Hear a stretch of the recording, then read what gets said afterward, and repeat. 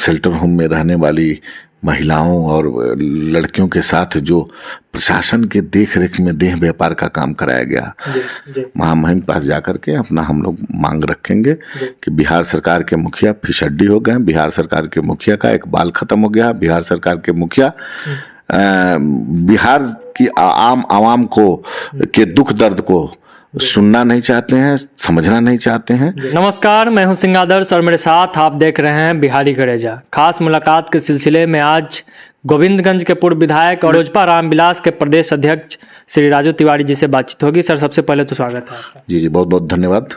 15 तारीख को राजभवन मार्च कर रहे हैं, क्या मुद्दा है, क्यों हो रहा है यह मार्च? नहीं, देखिए, हमारे नेता लगातार आशीर्वाद यात्रा के तहत पूरे जिला में घूमने का काम किए हैं और घूमने के क्रम में बिहार की जो आम आवाम है किस परिस्थिति में आज जीने को बाध्य है। जैसे मान लीजिए लॉ एंड ऑर्डर नाम की कोई चीज नहीं रह गई है। आपको महिला का जो शेल्टर होम था, अभी आप मुजफ्फरपुर से जो शुरुआत हुई और पटना में नीतीश कुमार के शासन प्रशासन के तले पर नीचे पर एकदम जिस हिसाब से वहाँ पर शेल्टर होम में रहने वाली महिलाओं और लड़कियों के साथ जो प्रशासन के देख रेख में देह व्यापार का काम कराया गया, पूरे बेरोजगारों की एक लंबी लाइन लगी है। कोई बेरोजगार के बारे में सोचना नहीं है। बहुत कुछ मुद्दा है, जैसे मान लीजिए छात्रों पर पिटाई हो रही है, ममता वालों को पिटाई हो रही है। ऐसा जो भी आंदोलन करके जो भी अपनी बात रखना चाहते हैं, स्कूल की व्यवस्था देख रहे होंगे, शिक्षक नहीं है, तो इस सब मुद्दों को लेकर के, जैसे मान लीजिए वार्ड सचिव को देखिए अपनी मांग मांगने आए थे तो पुलिस दौड़ा दौड़ा के मारी। तो कहीं से न कहीं लोकतंत्र खतरा में पड़ गया है बिहार में।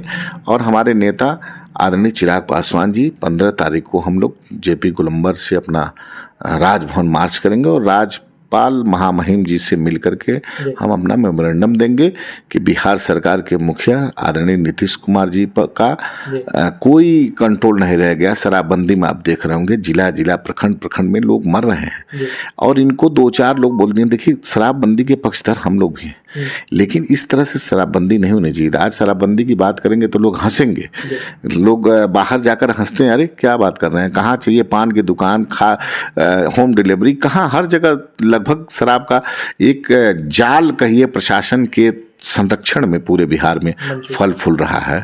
और वो एक मतलब समझिए कि नया उद्योग हो गया है, उसमें प्रशासन के तंत्र और सत्ता पक्ष के नेताओं की मिलीभगत से ये फल फूल रहा है। ऐसा नहीं होना चाहिए। जहरीली शराब से लोग मर रहे हैं। इस सब मुद्दों को लेकर के हम लोग महामहिम पास जाएंगे और बिहार सरकार को तत्काल बर्खास्त करने की मांग करेंगे।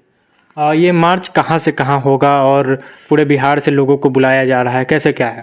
देखिए, इसमें मार्च से हम लोग बताए गांधी मैदान जेपी जी प्रतिमा है, वहाँ से हम लोग शुरू करके निकलेंगे और राजभवन जाएंगे। हड़ताली चौक होते हुए महामहिम पास जाकर के अपना हम लोग मांग रखेंगे कि बिहार सरकार के मुखिया फिसड्डी हो गए। बिहार सरकार के मुखिया का एक बाल खत्म हो गया। बिहार सरकार के मुखिया बिहार की आम आवाम को के दुख दर्द को सुनना नहीं चाहते हैं, समझना नहीं चाहते हैं।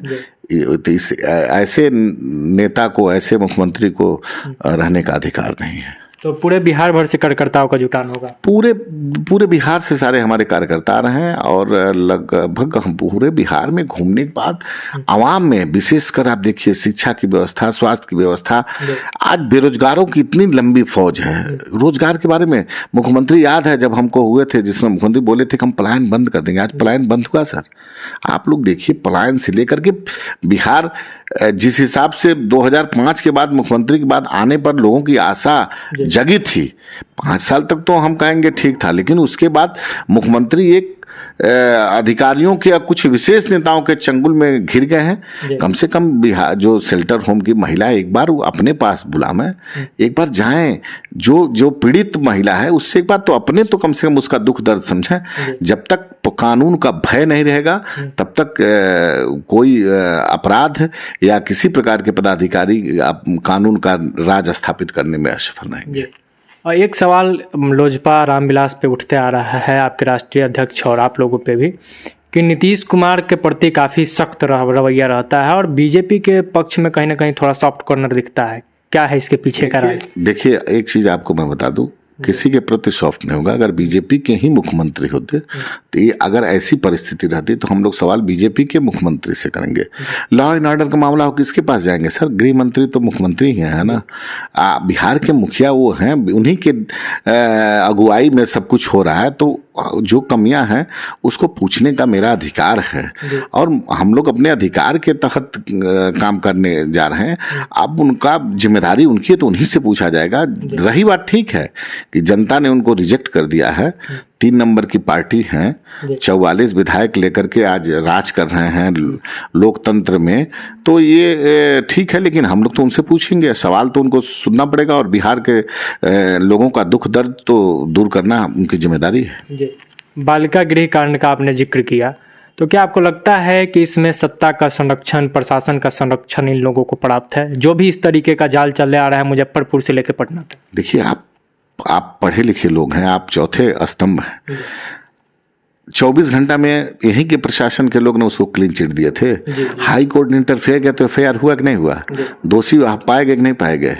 तो स्वतः आप देख लीजिए कि तुरंत कार्रवाई, हाई कोर्ट का डंडा जब चला तो दोषी हो गए और उसके पहले निर्दोष हो गए। तो एकदम सही है कि बिहार के जो हमको प्रशासन के तंत्र हैं, शासन का तंत्र है, वो डायरेक्ट नीतीश कुमार के कुछ अधिकारियों से मिले हुए हैं। उनको किसी प्रकार का डर नहीं है, जनप्रतिनिधि का सम्मान नहीं करना। मान लीजिए जनप्रतिनिधि काम क्या होता है, किसी को अन्याय अगर हो रहा है, किसी के साथ अन्याय हो रहा है तो उसको न्याय के लिए हम अपने अधिकारी और पदाधिकारी से मिलेंगे। पदाधिकारी का काम करना है कि पदाधिकारी को न्याय करना ही है, लेकिन उनको न्याय करने का कोई लक्षण दिख ही नहीं रहा है आज के पदाधिकारियों में। आप देख लीजिए, जब हमारे विधानसभा के अध्यक्ष उनका एक बयान आया, नहीं, आप देखिए विधानसभा के अध्यक्ष, इतना बड़ा संवैधानिक पद पे बैठा हुआ व्यक्ति जब चिल्ला चिल्ला के कह रहा है, तो हम आप क्या गांव के एक एक लोग कह रहे हैं कि बिना घूस दिए कुछ काम नहीं हो रहा है, प्रशासन भ्रष्टाचार से पूरी तरह डूब गया है और लोगों के हित के बारे में सरकार कुछ नहीं ध्यान रख रही है। बिहार में छात्रों पर लाठीचार्ज हुआ, पटना में लॉजों में घुस कर छात्रों को पकड़ा गया, मारा गया। उसके अलावा अभी मास्टर साहब लोगों के लिए फरमान आया है कि अब शराबबंदी का निगरानी कीजिए। दोनों पर क्या कुछ बोलेंगे आप? एक चीज बताइए, उसमें क्या कसूर था छात्रों का? आखिर में तुरंत सरकार बैकफुट पे आई ना। तो सरकार जब कुछ गलत कदम की तो उस छात्र जितना दिन से दूर दूर से आकर मेहनत कर रहे हैं तो आक्रोशित नहीं होंगे? उनका भविष्य उसी पे है, तो उस पे आक्रोशित होना स्वाभाविक था छात्रों का। उसमें कितनी बेरहमी से जो छात्र थे आंदोलन में शामिल, जो छात्र नहीं थे, कि मकान में घुसकर, किराएदार के घुसकर, हॉस्टल में घुसकर के बेरहमी से ने पुलिस पिटाई की है। इसका जिम्मेदार कौन होगा? इसकी जिम्मेदारी तो नीतीश कुमार लेंगे ना, गृह मंत्री वही हैं। और एक क्वेश्चन और आप पूछे हैं, क्या पूछे हैं? मास्टर साहब लोगों के बारे में। तो मास्टर साहब लोग तो अभी तक खिचड़ी बना रहे थे। मास्टर साहब लोग मकान बनवा रहे हैं, बिल्डिंग बनवा रहे हैं। मास्टर साहब लोग चुनाव करवा रहे हैं। मास्टर साहब लोग भेड़ बकरी गिन रहे हैं। मास्टर साहब लोग अब शराब भी पकड़वाने का ठेका ले लें। अपराधी बेलगाम हैं, सत्ता से संरक्षण में पले हुए हैं। मास्टर साहब को ठोकेंगे, फिर उन मास्टर साहब को बॉडीगार्ड दें। ये अब ये तो हम तो ये भी कहेंगे कि अपने जदयू के कार्यकर्ताओं से कहें जो इस धंधे में लिप्त हैं, कम से कम वो सुधर जाएंगे तो बिहार सुधर जाएगा। जनप्रतिनिधियों का हत्या का मामला बढ़ते जा रहा है। जो लोग भी मुखिया जीत के आए हैं या फिर जो नहीं जीते हैं वो आपसी विवाद में एक दूसरे को मार रहे हैं, तो इस पे क्या कहें? देखिए, बहुत बड़ी चिंता की बात है। जनप्रतिनिधि हो, व्यवसायी हो, आज कोई सुरक्षित नहीं है इस सरकार में।